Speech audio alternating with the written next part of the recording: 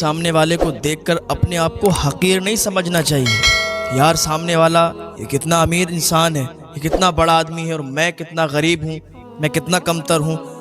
انسان کو اپنی نگاہوں میں نہیں گرنا چاہیے۔ دنیا والے اس کے لیے کچھ بھی کہیں اسے فرق نہیں پڑنا چاہیے کہ دنیا والے اس کے لیے کیا کہتے ہیں۔ وہ جو کام کرتا ہے وہ کرتا رہے، انشاءاللہ کامیابی اس کے قدم چومے گی، ایسا کامیاب ہوگا کہ دنیا اس کا نام لے گی۔ مجھے ایک واقعہ یاد آ رہا ہے کوے کا۔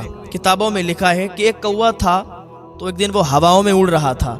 اڑتے اڑتے اس نے دیکھا، اس کی نظر پڑی ایک کبوتر پر جو کہ سفید کبوتر تھا۔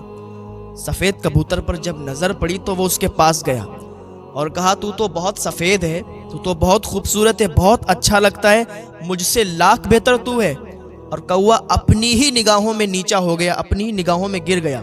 تو کبوتر نے کہا مجھے بھی یہی لگتا تھا کہ میں سب سے بہتر ہوں، خوبصورت ہوں، سفید ہوں، لیکن جب میں ہواؤں میں اڑ رہا تھا تو میں نے رنگ برنگے طوطے کو دیکھا۔ میں نے کہا یار میرے اندر تو صرف ایک رنگ سفید ہے، اس کی بنا پر میں خوبصورت دکھتا ہوں، لیکن یہ طوطا جو ہے اس کے اندر تو کافی رنگ ہے، یہ تو رنگ برنگا ہے، تو طوطا تو مجھ سے زیادہ خوبصورت۔ تو کوے نے کہا اچھا، تو کوا وہاں سے اڑ آیا۔ پھر طوطے پر نظر پڑی تو واقعی طوطا رنگ برنگا تھا، کئی کلر طوطے کے اندر تھے۔ تو اس نے سوچ لیا کہ یار طوطا مجھ سے بہتر ہے۔ طوطے کے پاس گیا، جانے کے بعد کہا کہ تم تو مجھ سے بہتر ہو۔ اس نے کہا مجھے بھی لگتا تھا کہ میں سب سے بہتر ہوں، لیکن جب میں نے مور کو دیکھا کہ مور کی خوبصورتی بہت اچھی تھی، مور مجھے بہت اچھا لگا، تو میں اپنی ہی نگاہوں میں گر گیا کہ یار مور تو سب سے بہتر ہے، اس میں تو کئی رنگ ہیں، لوگ اسے دور و دراز سے دیکھنے کے لیے آتے ہیں۔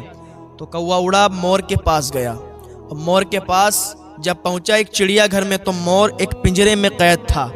مور کے پاس گیا، جانے کے بعد کہا کہ تم تو بہت خوبصورت ہو، میں تو اپنی ہی نظروں میں گر گیا، میں سمجھتا تھا کہ سفید کبوتر بہت خوبصورت ہے، اس کے بعد میں نے سمجھا طوطا بہت خوبصورت ہے، لیکن جب ان دونوں سے ملا، اس کے ملنے کے بعد پتا چلا کہ مور بہت خوبصورت ہے۔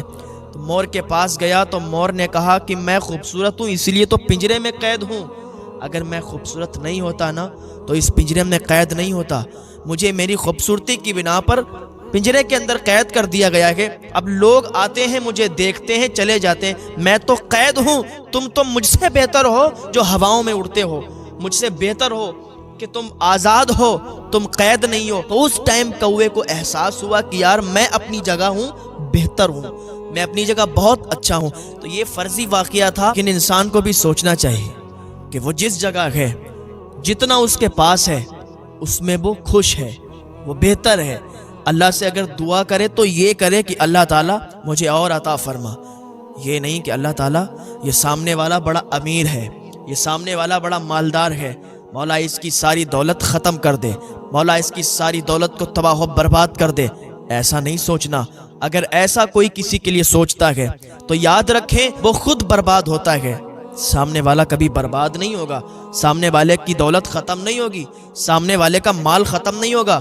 اگر دعا کرنا ہے نا، اپنے لیے بھی کرو اور دوسروں کے بھی لیے دعا کرو، اپنی دعاؤں میں دوسروں کو بھی شامل کیا کرو، وہ دعائیں جلدی قبول ہوتی ہیں۔ آپ جس جگہ ہو، جس حیثیت میں ہو، جس حال میں ہو، خوش ہو، اللہ کا شکر ادا کیا کرو، اتنے میں ہی اللہ کا شکر ادا کرو گے نا تو اللہ تعالیٰ تمہیں بہت نواز دے گا۔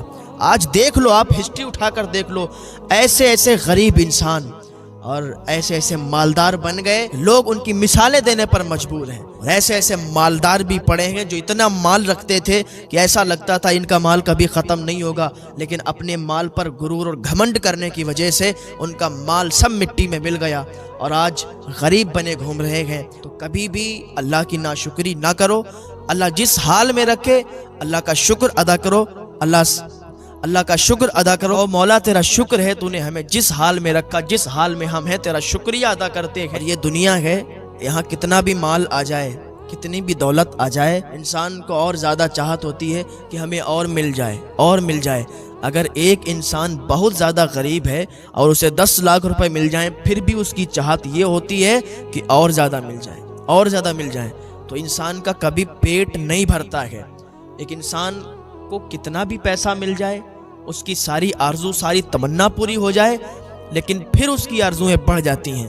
اگر کسی کی چاہت ہو کہ اسے 10,000 مل جائیں، اور اگر اسے 10,000 مل جائیں تو اس کی پھر چاہت اور بڑھ جاتی کہ کاش 20,000 مل جاتے۔ تو یہی ہوتا ہے۔ اللہ پاک ہمیں دنیا کی آفتوں سے محفوظ فرمائے، اللہ تعالی ہمیں نیک عمل کی توفیق عطا فرمائے۔